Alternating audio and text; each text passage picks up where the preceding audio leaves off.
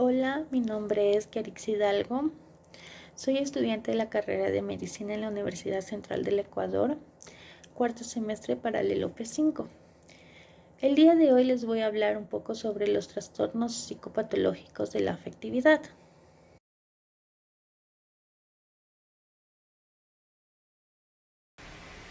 Atrévete, si lo estás deseando.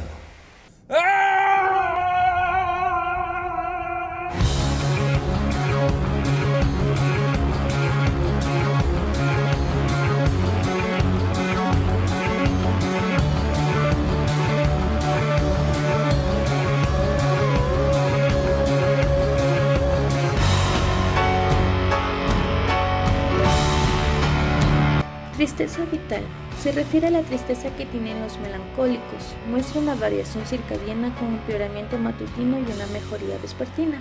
Por lo tanto, se encuentra en un estado de pesimismo, decaimiento, pena, aflicción en relación con afectos vitales. El principal efector de las emociones es el sistema límbico, destinado a las funciones de supervivencia como son los sentimientos, las pasiones, la tristeza en este caso. En el aspecto inmunológico produce alteraciones en la síntesis y liberación de neurotransmisores como la serotonina y la noradrenalina, que son los que van a regular las emociones cuando son secretados a nivel periférico y central.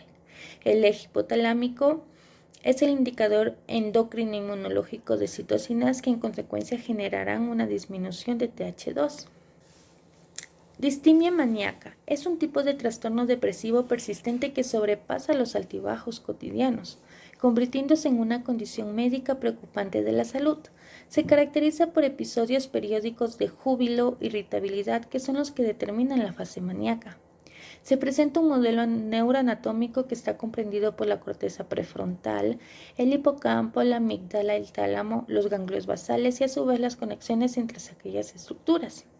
Se da en primera instancia por la vía de las catecolaminas, donde se nos presenta una disminución en el tono noradrenérgico, los cambios en la síntesis y el metabolismo de la noradrenalina, como en la modulación de sus receptores, puede conducirnos a un estado depresivo.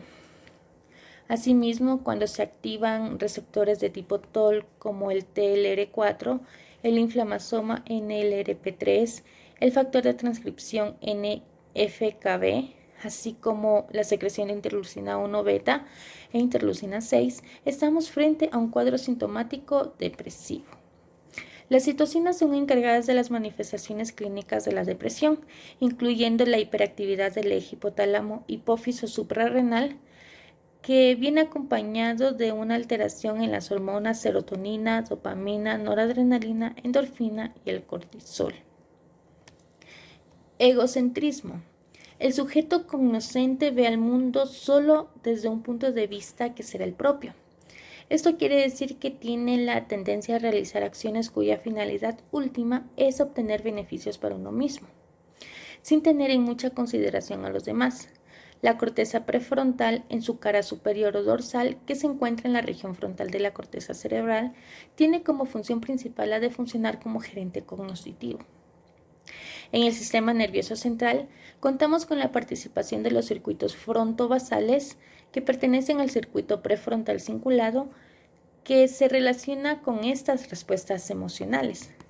Las personas que sufren altos niveles de ira y estrés deprimen su sistema inmunológico. La interleucina 1 induce la síntesis de la hormona liberadora de corticotropina en el hipotálamo, que desencadena la actividad de la la activación de la cascada hormonal del estrés, provocando una inmunosupresión que así nos va a generar una actividad aumentada de las células natural killer, interleucina 2 e interferón. Y asimismo tenemos que en el eje hipotálamo haya un aumento de la hormona liberadora de corticotropina y de la hormona adrenocorticotrópica, a su vez como el cortisol y la corticosterona. Hostilidad es una emoción relacionada con la ira y el resentimiento. Se trata de una actitud provocativa y abusiva hacia otra persona, generalmente sin motivo alguno, que puede llegar al rencor y la violencia en situaciones puntuales. La amígdala maneja nuestras emociones más irracionales. Es la que genera las defensas contra los peores sentimientos. Asimismo, contamos con la participación de las vías mesoneuronales mesolímbicas y las neuronales mesolímbicas, y muchas veces nos menciona que una explosión de ira a largo plazo nos acarrea a un ataque al corazón y un derrame cerebral. Una vez que libera ira, el sistema inmunitario se suprime durante 6 horas. La ira está bien documentada por el cuerpo. ¿Por qué? La influencia de estado de ánimo negativo interrumpe los circuitos cerebrales. A medida que disminuye la paciencia, la frecuencia cardíaca aumenta, la presión arterial sigue y el flujo sanguíneo se intensifica como parte de la respuesta. Los niveles de glucosa en la sangre también van a aumentar. En otras partes del cuerpo, las glándulas suprarrenales bombean más hormonas de adrenalina, las pupilas se dilatarán para una visión más aguda, los pulmones trabajarán duro absorbiendo oxígeno.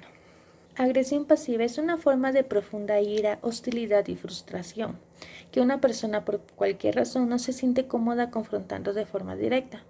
Cuando se trata de un comportamiento pasivo-agresivo, es importante entender que debajo de todos esos comentarios sarcásticos se encuentra una profunda infelicidad y tristeza, pero que están diseñadas para herir y confundir a su objetivo. Las áreas ventromediales del hipotálamo, la corteza orbitofrontal y los lóbulos frontales y temporales se consideran como reguladores de la conducta agresiva. El complejo amigdaloide, en la aparición de diversas reacciones defensivas, entre los que se encuentran la ira o la agresión, y del hipotálamo, son encargados de regular las funciones neuroendocrinas relacionadas con la agresión de manera muy específica. Esto corresponde al sistema nervioso central. De igual manera, contamos con la participación del DHE-cortisol, que hace referencia al eje pituitario adrenocortical, ocasionando un balance de TH1 y TH2. La testosterona, la actividad de los corticosteroides y del eje pituitario adrenocortical se ha vinculado a toda conducta agresiva. Discordancia afectiva. La persona piensa o dice una cosa sin que ello vaya acompañado de la emoción lógica o afecto que le correspondería. Es decir, la idea se ha separado del sentimiento o emoción al cual estaría asociada. El componente anatómico de ese trastorno pertenece a la corteza orbitofrontal, que es la válvula de salida de las órdenes emocionales hacia zonas del lóbulo frontal encargadas de la planificación y creación de estrategias.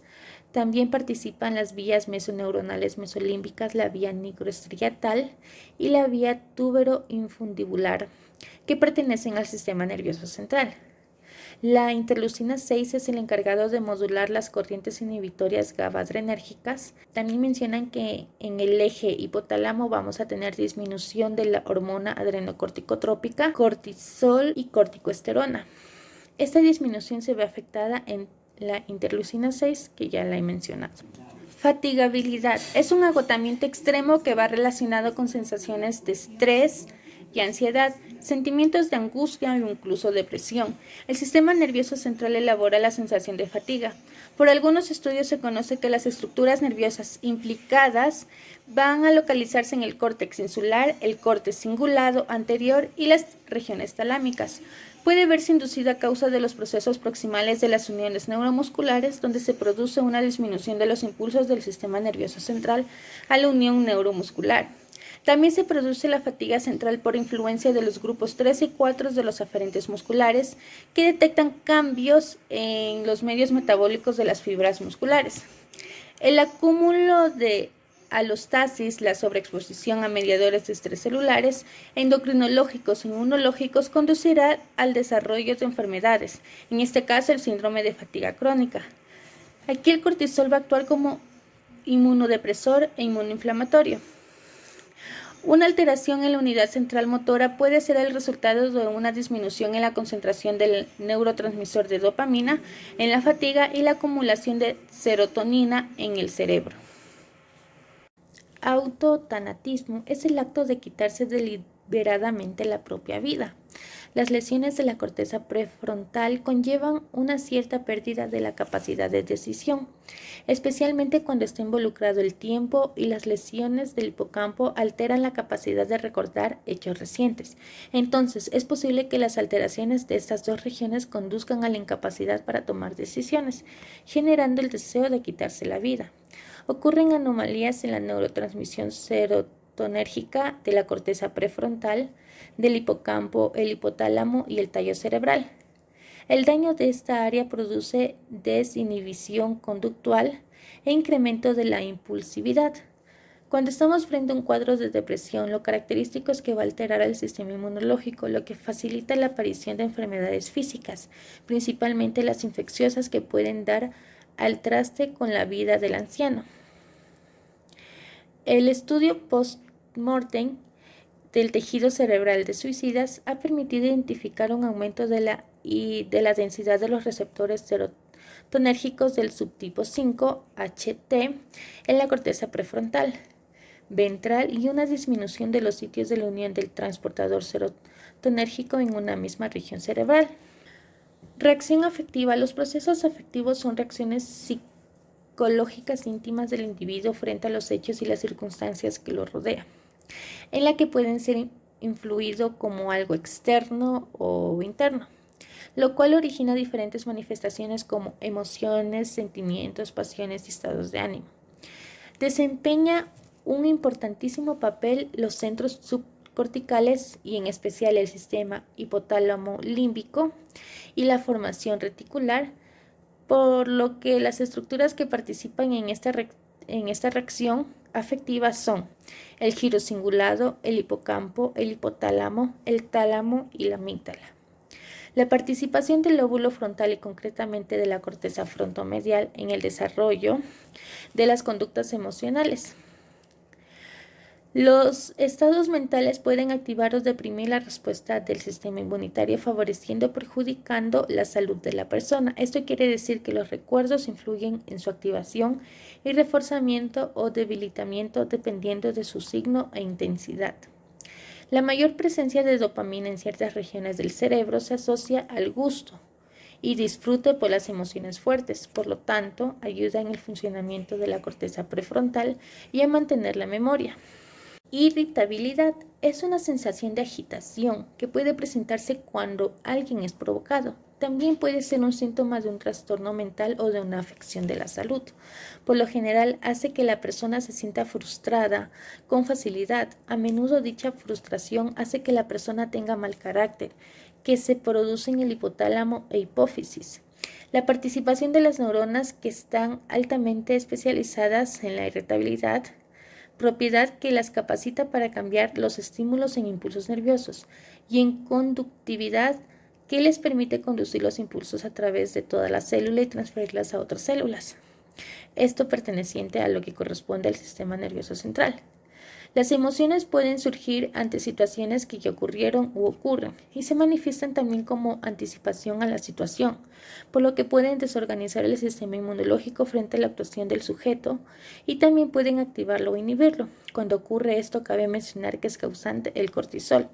Se produce debido a la alteración entre las hormonas femeninas, que como ya sabemos son los estrógenos, con la síntesis de la serotonina, oxitocina, dopamina, que son los neurotransmisores implicados en la gestión de las emociones y que están en relación con numerosos trastornos psicológicos y psiquiátricos.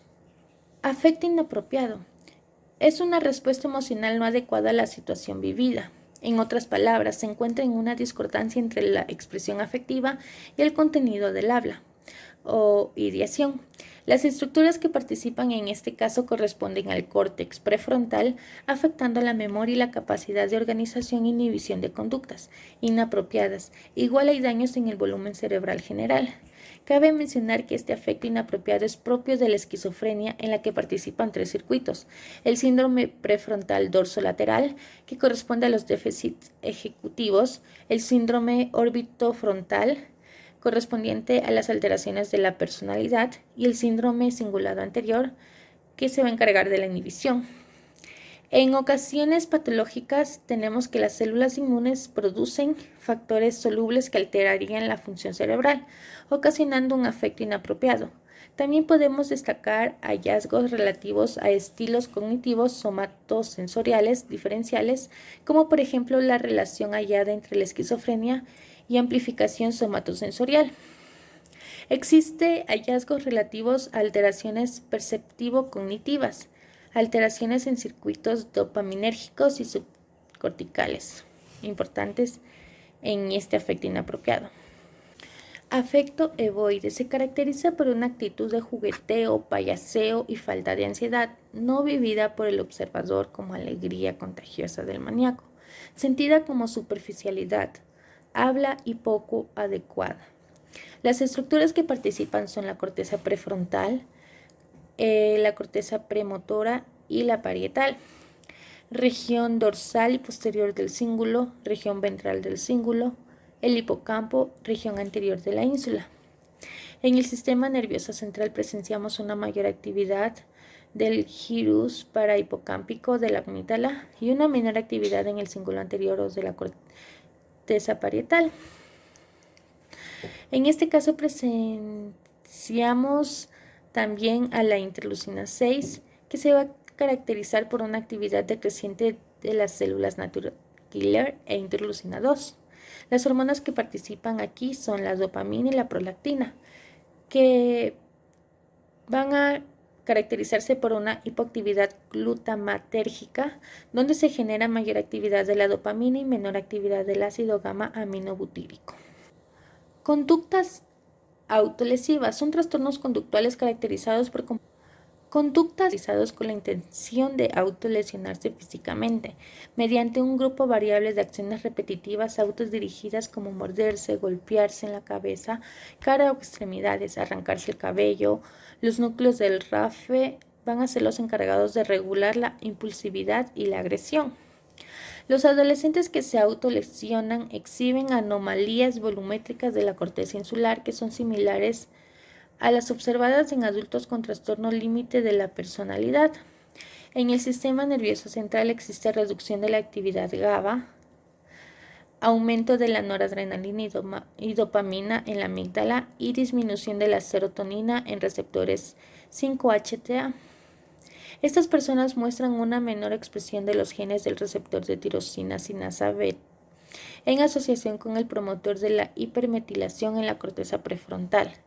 La hipermetilación específica en la región promotora del factor neurotrópico derivado del cerebro variante, asociado con una disminución de la expresión en el área de Wernicke, y disminución de la exposición de los genes de la subunidad alfa del receptor GABAérgico en la corteza prefrontal.